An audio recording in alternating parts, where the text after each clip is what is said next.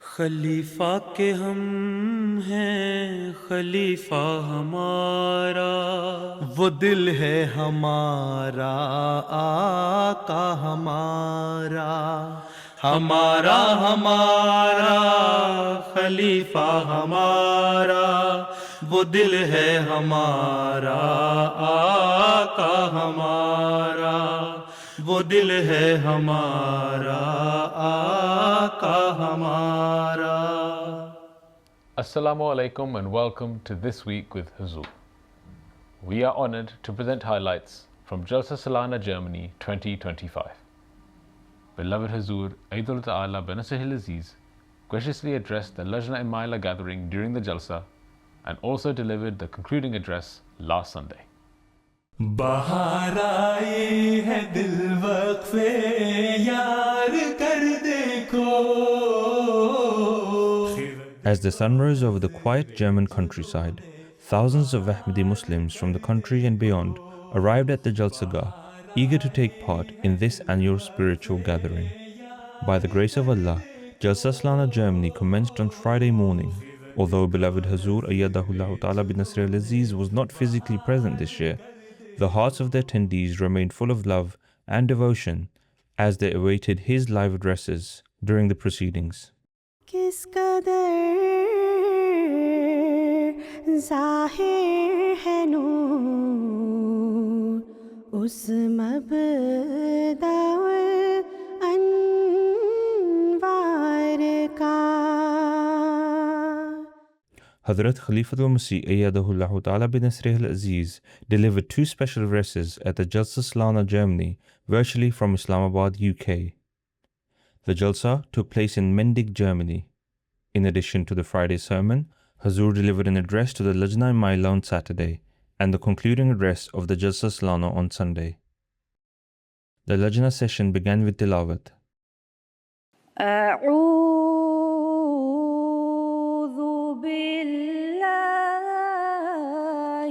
من الشيطان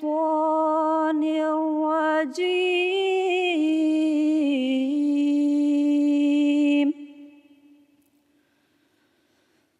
بسم الله الرحمن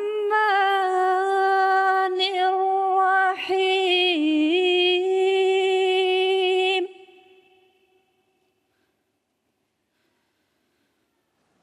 ما أصاب من مصيبة إلا بإذن الله ومن يؤمن بالله يهد قلبه والله بكل شيء عليم۔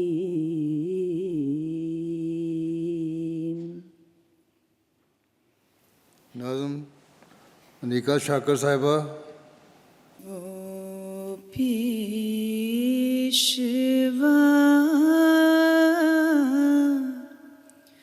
ہمارا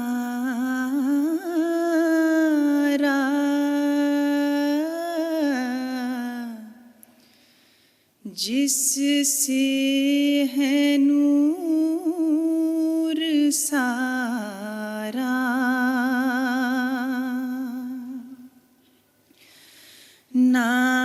نام اس کا ہے محمد،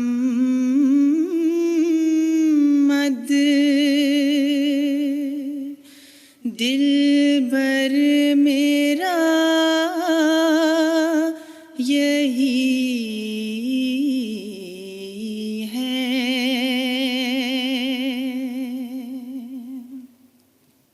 After Nazm, names of those Lajna members who had excelled in academic achievements were read out before Huzur. This included 6 PhD students and 66 others. During the address to the ladies, Hazur spoke of the rights Islam affords to women. آج آپ لوگ یہ جلسہ سالانہ جرمنی میں شمولیت کے لیے جمع ہوئی ہیں. اس وقت میں دیکھ رہا ہوں کئی ہزار کی تعداد میں عورتیں وہاں بیٹھی ہیں.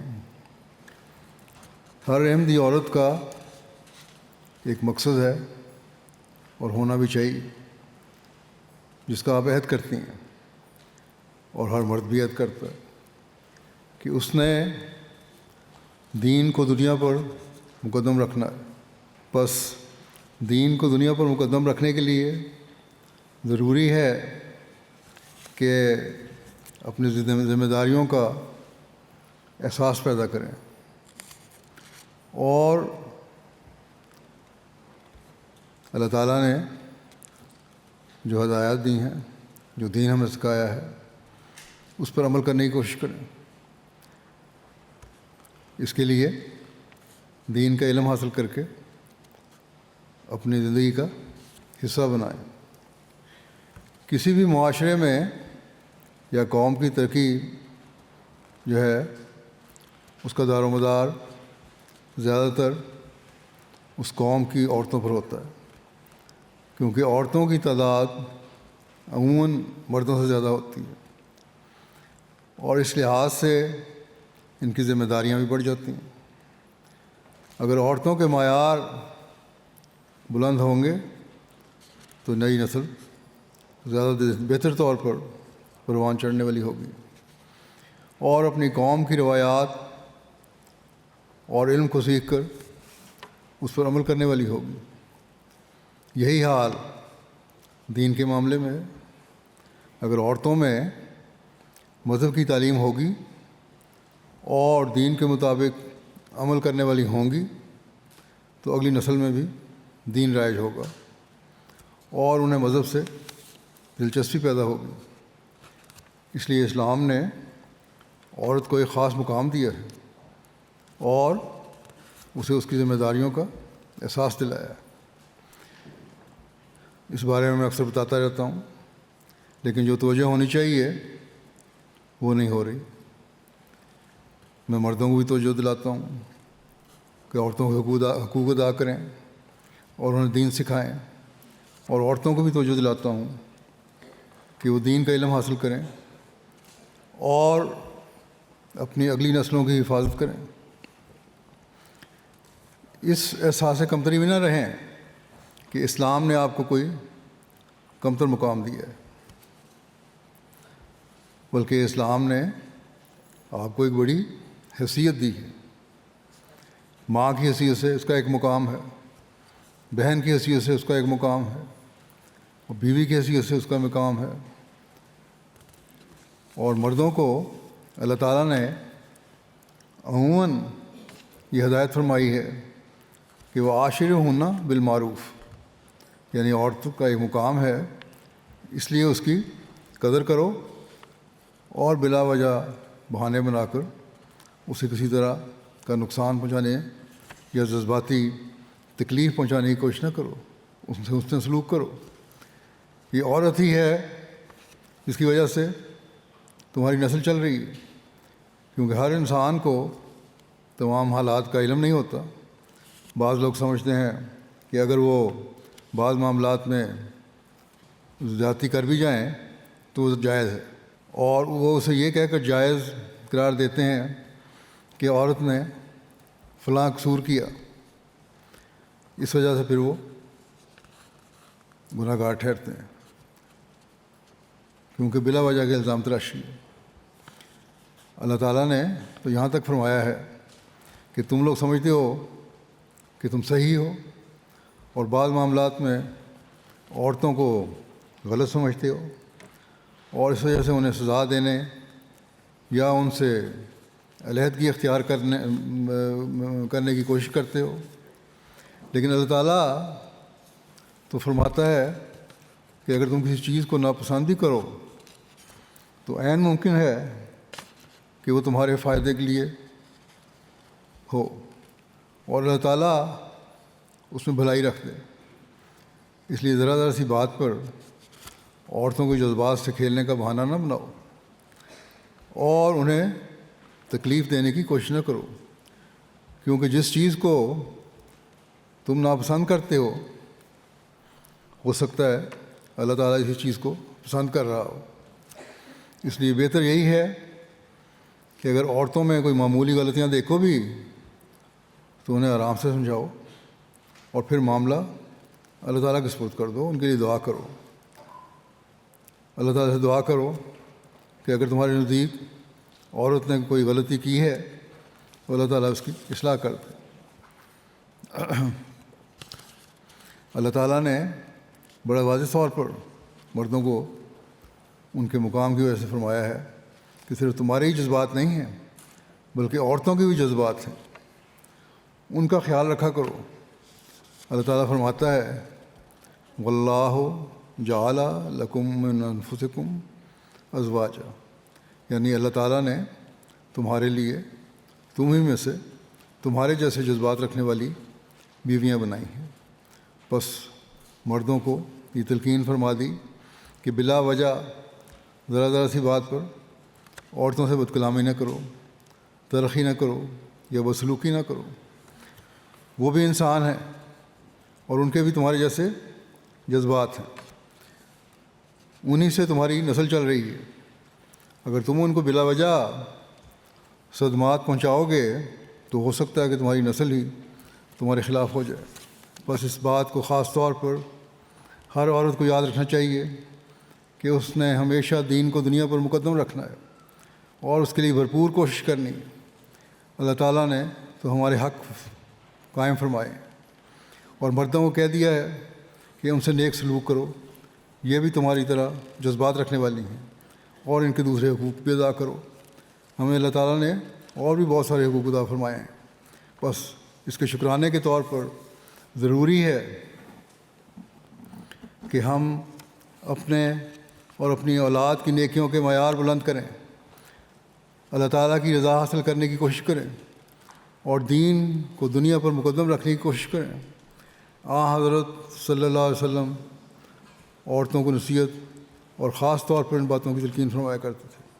بس حضرت صلی اللہ علیہ وسلم کے غلام صادق حضرت مسیح موعود علیہ الصلوۃ والسلام جو حضرت صلی اللہ علیہ وسلم کی پیش گوئی کے مطابق آئے ہیں، تو اللہ تعالیٰ نے ان کو اس لیے بھیجا ہے کہ آخرین کو پہلوں سے ملائیں، کیونکہ حضرت صلی اللہ علیہ وسلم نے ان پہلے اجڑ، دنیا دار، ناز و نخرے کرنے والے اور دنیا کو ترجیح دینے والے لوگوں میں ایک ایسی پاک تبدیلی پیدا کی تھی کہ ان میں عبادت گزار عورتیں پیدا ہو گئیں، ایسی عورتیں پیدا ہوئیں جو ساری رات تہجد پڑھنے والی تھیں، ایسی عورتیں پیدا ہوئیں جو مالی قربانیاں دینے والی تھیں، ایسی عورتیں پیدا ہوئیں جو دین کی خاطر جہاد کرنے والی تھیں۔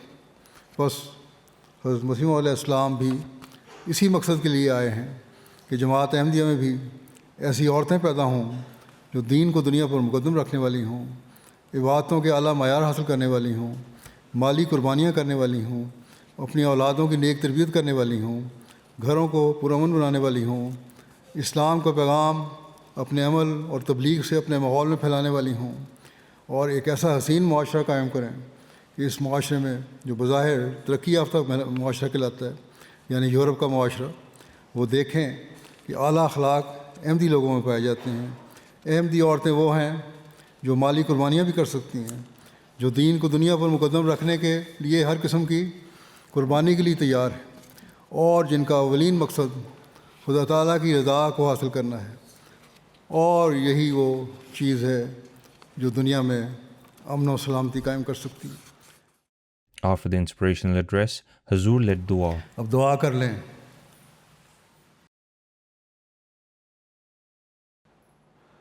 آمین۔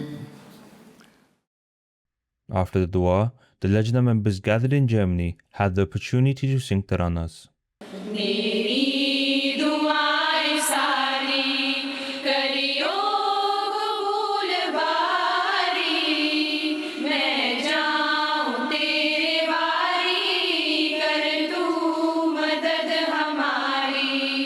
ہم تیرے در پہ آئے لے کر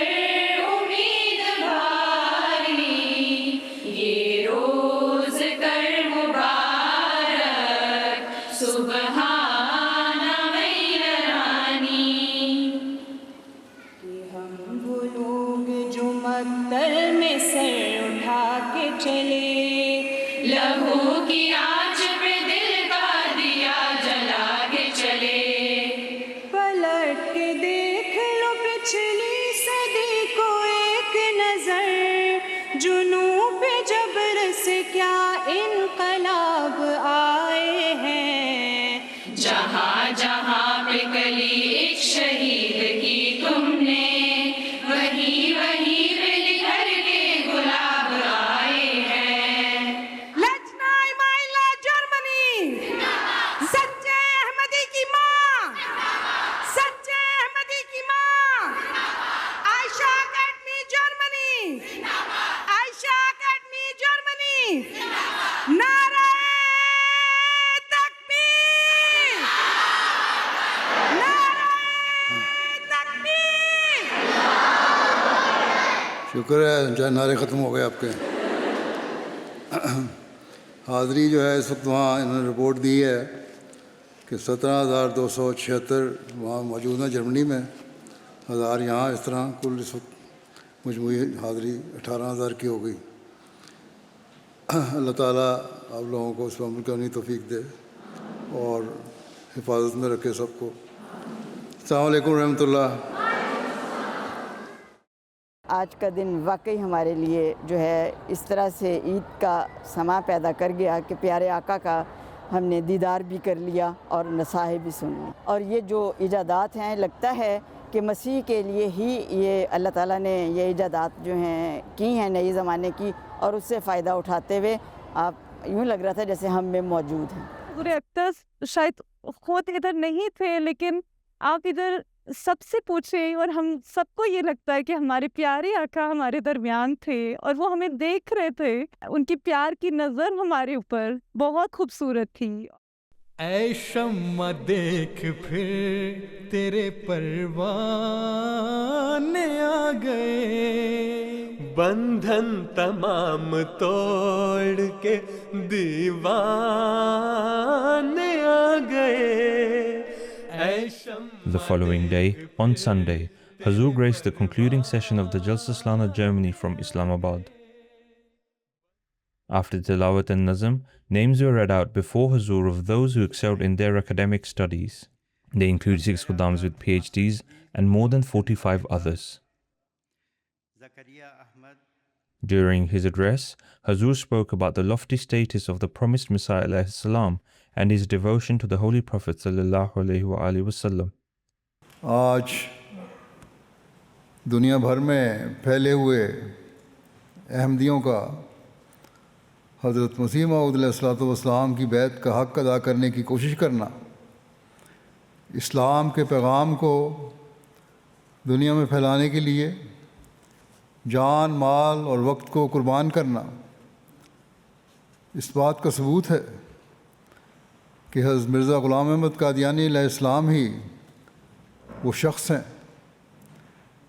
جنہیں اس زمانے میں اللہ تعالیٰ نے اسلام کی نشر ثانیہ کے لیے بھیجا۔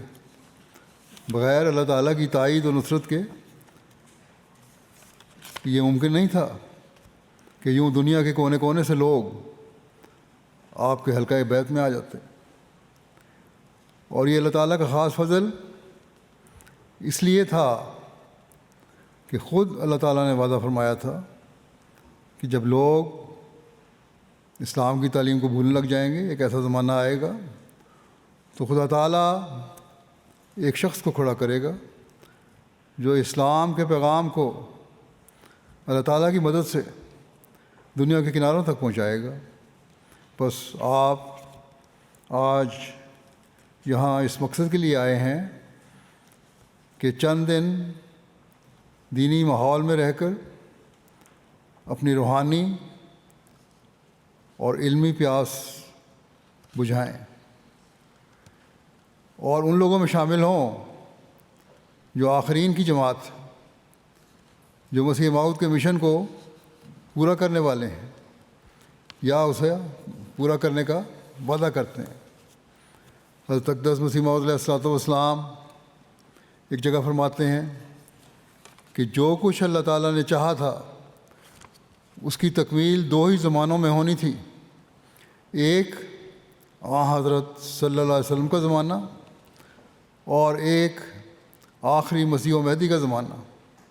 یعنی ایک زمانے میں تو قرآن اور سچی تعلیم نازل ہوئی، لیکن اس تعلیم پر فیض آوج کے زمانے نے پردہ ڈال دیا، جس میں پردے کا اٹھایا جانا مسیح کے زمانے میں مقدر تھا. رسول کریم صلی اللہ علیہ وسلم نے ایک تو جماعت صحابہ کرام کا تذکیہ کیا اور ایک آنے والی جماعت کا، جس کی شان میں لمحہ یلحقوا بہم آیا ہے.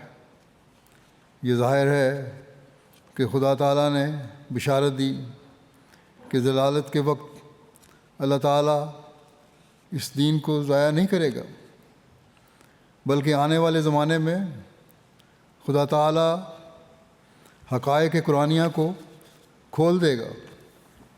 آثار میں ہے کہ آنے والے مسیح کی ایک یہ فضیلت ہوگی کہ وہ قرآنی فہم اور معارف کا صاحب ہوگا اور صرف قرآن سے استنباط کر کے لوگوں کو ان غلطیوں سے متنبع کرے گا جو حقائق قرآن کی ناواقفیت سے لوگوں میں پیدا ہو گئی ہوں گی.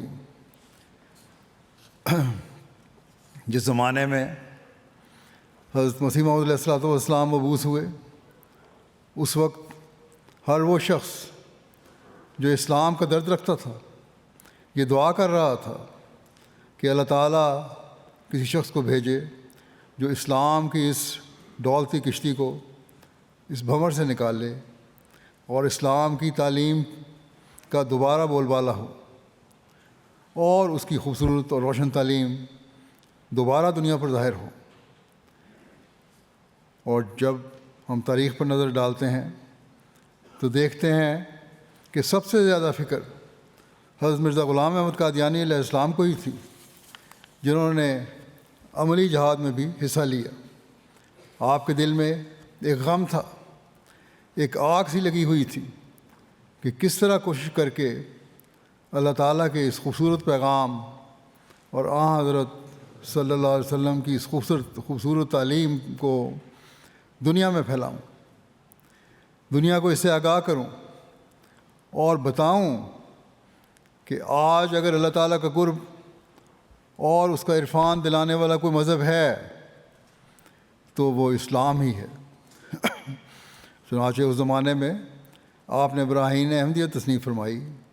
اس وقت کے علماء آپ کی اس کتاب کی علماء نے آپ کی اس کتاب کی بڑی تعریف کی اور بہت سو نے کہا کہ اسلام کی تائید میں ایسی کتاب آج تک نہیں لکھی گئی. حضرت مسیح موعود علیہ الصلوۃ والسلام فرماتے ہیں کہ خدا تعالیٰ اپنے بندوں کا حامی ہو جاتا ہے. دشمن چاہتے ہیں کہ ان کو نیست و نابود کر دیں، مگر وہ روز بروز ترقی پاتے ہیں اور اپنے دشمنوں پر غالب آتے جاتے ہیں، جیسا کہ اس کا وعدہ ہے کتب اللہ لاغلبن انا و رسولی. یعنی خدا تعالیٰ نے لکھ دیا ہے کہ میں اور میرے رسول ضرور غالب رہیں گے. پھر آپ نے فرمایا میں بڑے دعوے اور استقلال سے کہتا ہوں کہ میں سچ پر ہوں اور خدا تعالیٰ کے فضل سے اس میدان میں میری ہی فتح ہے، اور جہاں تک میں دوربین نظر سے کام لیتا ہوں تمام دنیا اپنی سچائی کے تحت اقدام دیکھتا ہوں اور قریب ہے کہ میں ایک عظیم الشان فتح پاؤں، کیونکہ میری زبان کی تائید میں ایک اور زبان بول رہی ہے اور میرے ہاتھ کی تقویت کے لیے ایک اور ہاتھ چل رہا ہے جس کو دنیا نہیں دیکھتی مگر میں دیکھ رہا ہوں. میرے اندر ایک آسمانی روح بول رہی ہے جو میرے لفظ اور حرف کو زندگی بخشتی ہے، اور آسمان پر ایک جوش اور ابال پیدا ہوا ہے جس نے ایک پتلی کی طرح اس مشت خاک کو کھڑا کر دیا ہے. ہر یک وہ شخص جس پر توبہ کا دروازہ بند نہیں عنقریب دیکھ لے گا کہ میں اپنی طرف سے نہیں ہوں. کیا وہ آنکھیں بینا ہیں جو صادق کو شناخت نہیں کر سکتی؟ کیا وہ بھی زندہ ہے جس کو آسمانی صدا کا احساس نہیں؟ بس آپ نے یہ دعویٰ فرمایا کہ میں کامیاب ہوں گا اور انشاءاللہ کامیاب ہوں گا، اور دنیا دیکھ لے گی کہ آخر میں ہی کامیاب ہوں گا. جماعت احمدیہ کی گزشتہ 136 سالہ زندگی اس بات کی دلیل ہے کہ اللہ تعالیٰ اپنے فضل سے اپنے وعدوں کے مطابق ترقیاں ہی ترقیاں دیتا چلا جا رہا ہے، اور ہماری بھی یہ ذمہ داریاں ہیں کہ اس ترقی کا حصہ بننے کے لیے اپنے فرض ادا کرنے کی کوشش کریں۔ After the address, Hazur led the silent prayer to conclude the Jalsa, after which the attendees of the Jalsa Salana Germany were able to present Taranas. بشرى لكم يا معشر الإخوان، طوبى لكم يا مجمع الخلان. لا إله إلا الله محمد رسول الله. لا إله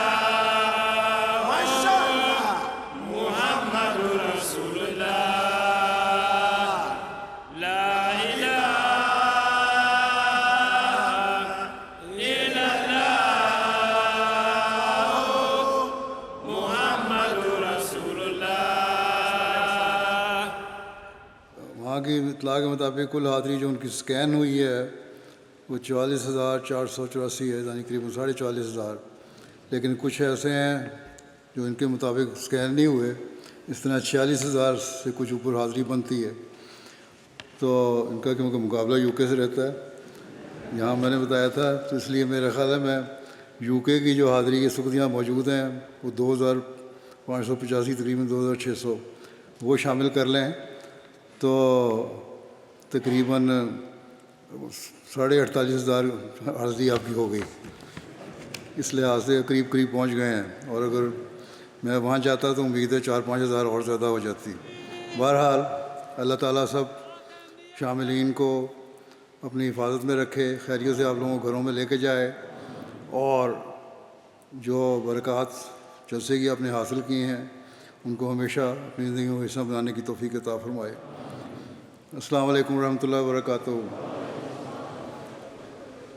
نعرہ تکبیر، نعرہ تکبیر، اسلام احمدیہ، اسلام احمدیہ، حضرت خاتم الانبیاء، حضرت محمد مصطفیٰ۔ Those were highlights from Jalsa Salana Germany last weekend. We now end with our final segment, the Friday Sermon Summary. In today's Friday sermon, Hazur, may Allah be his helper, continued his sermons on the Battle of Hunain. Hazur, may Allah be his helper, related a miraculous incident of the Holy Prophet sallallahu alaihi wasallam during the battle. اس کی مزید تفصیل میں ایک جگہ یوں ہے کہ صحابہ کے واپس پلٹنے پر جب جنگ اپنے زوروں پر تھی تو رسول اللہ صلی اللہ علیہ وسلم نے نظر اٹھا کر جنگ کا نظارہ کیا، اور آپ اپنی خچر پر سوار تھے۔ رسول اللہ صلی اللہ علیہ وسلم نے فرمایا جنگ خوب زوروں پر ہے۔ راوی کہتے ہیں کہ رسول اللہ صلی اللہ علیہ وسلم نے کنکر پکڑے اور انہیں کفار کے چہرے کی طرف پھینکا، پھر فرمایا محمد کے رب کی قسم۔ ایک اور روایت میں ہے کہ حضور صلی اللہ علیہ وسلم نے فرمایا کعبے کے رب کی قسم، یہ لوگ شکست کھا گئے۔ حضرت عباس کہتے ہیں میں دیکھنے لگا تو لڑائی ویسے ہی ہو رہی تھی جیسے میں نے دیکھتا تھا۔ وہ کہتے ہیں اللہ کی قسم جو ہی آپ نے کنکریاں پھینکیں تو میں نے دیکھا کہ ان کی تیزی ماند پڑنے لگی، اور یعنی دشمن کا حملہ جو تھا ماند پڑنے لگا، اور ان کا معاملہ الٹنے لگا، یعنی شکست کی طرف پھر گیا معاملہ۔ اس کی مزید تفصیل اس طرح ملتی ہے کہ رسول اللہ صلی اللہ علیہ وسلم دونوں رکابوں میں پاؤں رکھے کھڑے ہو گئے، اور آپ اپنے خچر پر سوار تھے۔ آپ اپنے ہاتھ اٹھائے دعا کرتے ہوئے کہنے لگے اللہم انی انشدک ما وعدتنی اللہم لا ینبغی لہم ان یظہروا علینا. اے اللہ میں تجھے اس کا واسطہ دیتا ہوں جو تو نے مجھ سے وعدہ کیا تھا. اے اللہ مناسب نہیں ہے ان کے لیے کہ وہ ہم پر غالب آئیں اور ہم مغلوب ہو جائیں.